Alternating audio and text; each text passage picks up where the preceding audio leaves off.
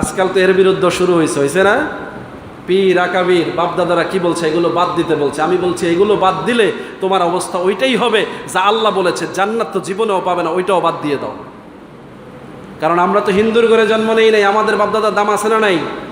আমার বাবা যদি মুসলমান হয় তাহলে অবশ্যই সে আমার কাছে গ্রহণযোগ্য মানুষ, তার কাছ থেকে আমি ইসলামের যে বিষয় শিখবো সেটা অবশ্যই সঠিক শিখেছি। কি বলেন ঠিক কিনা?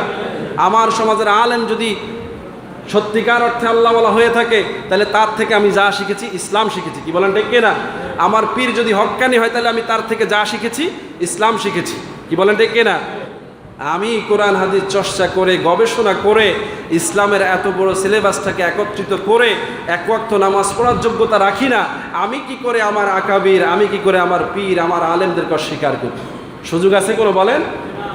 যারা করতে চায় তাদেরকে প্রমাণ দিতে হবে যে তারা ওই সকল পীর আকাবির তাদের সেই তো বেশি জ্ঞান রাখে, এই প্রমাণ তাদেরকে দিতে হবে।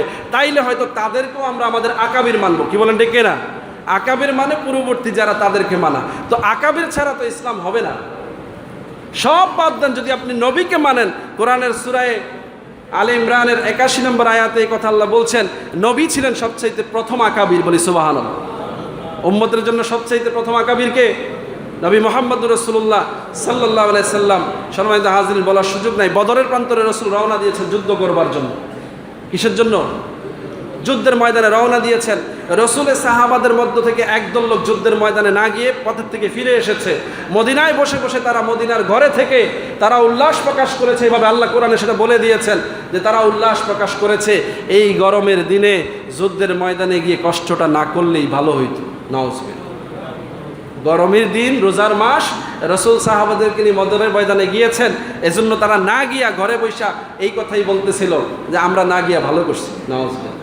এখানেও আল্লাহ এই আকাবিরের কথা বলেছেন যে তারা তাদের আকাবির নবী মুহাম্মদুর রাসূলুল্লাহ সাল্লাল্লাহু আলাইহি সাল্লামকে অনুসরণ করে নাই, আনুগত্য করে নাই। ওই আকাবির না মানার কারণে আল্লাহ রাব্বুল আলামিন তাদেরকে মুনাফিক হিসাবে আখ্যায়িত করেছেন এবং তাদের জন্য জাহান্নাম অবধারিত। বলি নাউজুবিল্লাহ। আল্লাহ আমাদেরকে হেফাজত করুক। যদিও তারা অনেকেই কি ছিলেন? সাহাবী ছিলেন। আল্লাহ সকল সাহাবীদের ব্যাপারে নাজাতের ফয়সালা দিয়েছেন, কিন্তু আমরা কোরআনের মাধ্যমে জানি অন্তত একজন সাহাবী আব্দুল্লাহ ইবনে উবাই, মুনাফিক সর্দার, তার ব্যাপারে কিন্তু আল্লাহ ফয়সালা দেন নাই। যার জানাজা হয়েছে রাসূলের দ্বারা, যার কাফন হয়েছে রাসূলের জুব্বা দ্বারা, যার কবরে রাসূল নিজে দাঁড়িয়ে দোয়া করতে হাত তুলছিলেন, এই সময় আল্লাহ বলছেন রাসূল ৭০ মাররা, ৭০ বারও যদি আপনি এর জন্য দোয়া করেন আমি মাফ করব না। কারণ বদরের প্রান্তরে আপনি যাওয়ার পথে ওই যে ৩৬০ জন নিয়ে ফিরে আসছিল, এটা ছিল তার নেতা, তাকে আমি মাফ করব। অথচ সে সারা জীবন রাসূলের জায়নামাজের পিছনে দাঁড়ায় নামাজ পড়ছে। তাহলে আমরা সাহাবাদের ব্যাপারে কোনো বিদ্বেষ পোষণ করি না, সকলের ব্যাপারে আল্লাহর ফয়সালা। কিন্তু সাহাবাদের মধ্যেও যারা এই কাজ করেছে তাদেরকেও আল্লাহ ছাড় দেন নাই। কোরআনের মধ্যে আয়াত নাজিল করে তাদেরকে আল্লাহ মেনশন করে দিয়েছেন, তারা তাদের আকাবির অস্বীকার করেছে।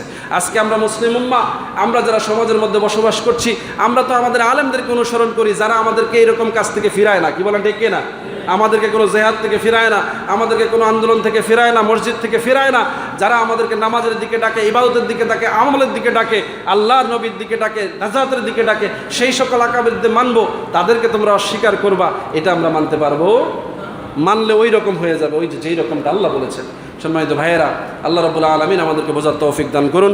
ওয়া মা তৌফিক ইল্লা বিল্লাহ। আশুরা দিবসের মর্যাদা উপলব্ধি করে সেই আলোকে এই রমজান, এই মাহে মুহররমটাকে পালন করার তৌফিক দান করুন।